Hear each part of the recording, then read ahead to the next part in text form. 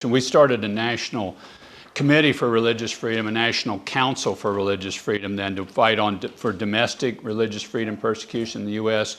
And we got debanked by Chase Bank within 45 days. The typical technique in the West is a suffocation technique on religion. We saw groups deplatformed, where they were on the internet and then they got dropped. Crisis pregnancy centers, and these are groups that stand for a pro-life insurance company fired them, and they wouldn't let them have directors and officers insurance. And I would like to maybe just opening kind of this round of discussion with two questions to you. You mentioned that our specific responsibility also as a Christian nation or as a Christian continent. How do you see the context between the lack of response to religious persecution around the world, be it in media or by political elites in Europe? I'm just giving an example we had with the Armenian genocide and the newly erupting violence there. This terrible record of really the European Parliament or some institutions and some most of the mainstream media kind of ignoring it here in the West or in Europe at least. And how do you see the connection between the lack of awareness of what's happening around the world, a lot of what you have mentioned, and the increased, almost like radical secularization of the West? Do you think that these two are linked, and how would you approach this in order to overcome this blindness to this religious dimension around the world? I think you put your finger on it. My sense of how you answer it is you've got to answer it in any way that you can, and we're not powerless now with the world that exists, because we used to be just dependent upon the media to surface and to get these things out, and for us in the United States, if it didn't get on CBS, NBC, or ABC, it didn't happen. We didn't know about it. If it didn't get in the New York Times. Well, that's not the case now. You got all these social media outlets that are out there, and many of you have communication tools or networks that you're a part of, and you can put it out there. And you need to get it out there, and that chorus then starts to build. And if you've got some conservative outlets that would take it, feed it to them. I mean, we found increasingly in the United States as these things surface, even in far-flung places around the world, beheadings that are happening in different places, some in Africa, that'll make substantial news, particularly in conservative outlets, but not so much in liberal outlets. But you can put it out through your networks and raise awareness. And then I always would like people to tag on there, and here's what you can do to help. Address it. I've seen groups in the United States, parishes in the United States, rebuild churches in Iraq. They heard this church got destroyed, and somebody got enough initiative up to, okay, I'm going to connect with them and help pull the resources together to rebuild the church.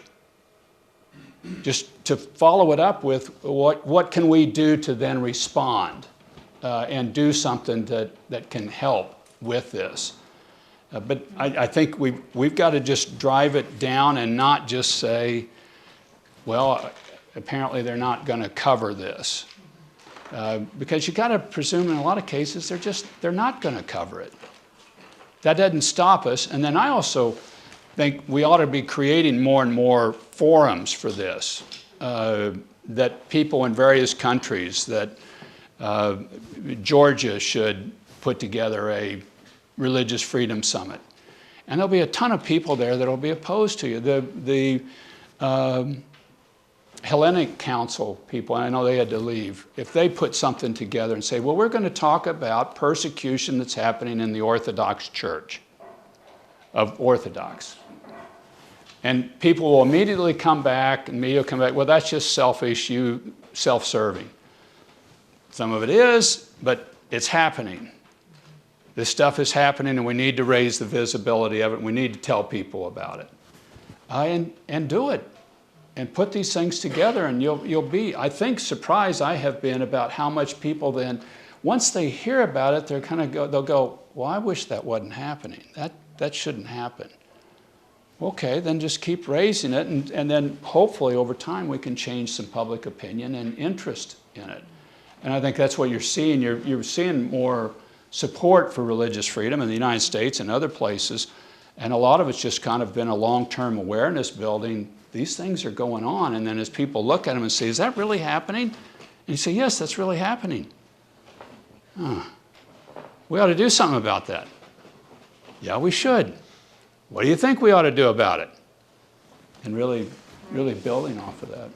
Thank you so much. It's very concrete, and also it reminds me of an initiative here in Austria that was started a few years ago to join a global movement, a global day of commemoration of persecuted Christians around the world by lighting up buildings in red. So here we are now, after long struggle, at the point where the chancellery, the government buildings, the churches are lit up in red in November. And it's really joining this global movement, and it's also maybe an idea you can take away to your countries. It's called Red Wednesday, very simple, it's on a Wednesday, and it's really a great way of bringing attention to something people starting to see, okay, there's something going on that we really need to respond to, and we connected here, Laura Welzig is here, for example, Alexander Moore, with the Austrian government, to initiatives where the government then even invites church leaders who are representing also persecuted minority communities to come together on that day and then make a press release together. It's quite simple once you get it going, but this initial phase, of course, it's more challenging, but then, as you say, it's then not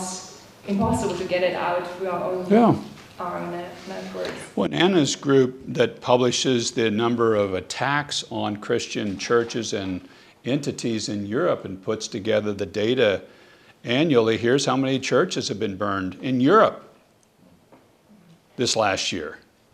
This is how many desecrations took place, and you just show them, and after a while people can't ignore it. Why is this happening in Europe? What's happening here? That, I mean, you force people to start confronting and dealing. Changes rarely happen until people actually have to smell and feel something and see that something actually is going on here that's wrong. And then when that happens, then they start going, well, then we ought to deal with it. But normally you got to rub it in their face. Right. Yeah, that really brings me also to my second question about religious freedom in the West. So you shared already a little bit also meetings beforehand about the new initiative in the United States with the Religious Liberty Commission, also looking into religious freedom issues back home. Because the international, of course, we talk about persecution around the world, that's really the severe cases.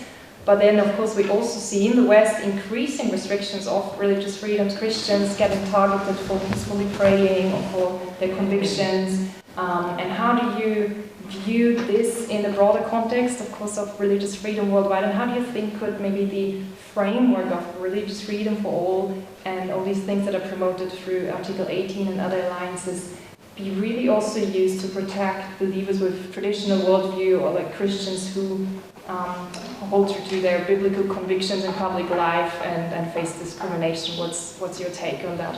Thanks for that question. We started a national committee for religious freedom, a national council for religious freedom, then to fight for domestic religious freedom persecution in the U.S. And we got debanked by Chase Bank within 45 days. They fired us as operating our account. And I went into the bank to make a deposit in it, and they said, I'm sorry, that account's been closed. I said, what? What have we done? We haven't done anything. And the lady looked at the computer screen and it says, well, it says here that the account's been closed, it was done at corporate, and we're not supposed to tell you anything else about it. Really? So that, as we would say in the U.S., that gave me a fresh bone as a dog to chew on. And so then we weren't going to stand for that. And went out.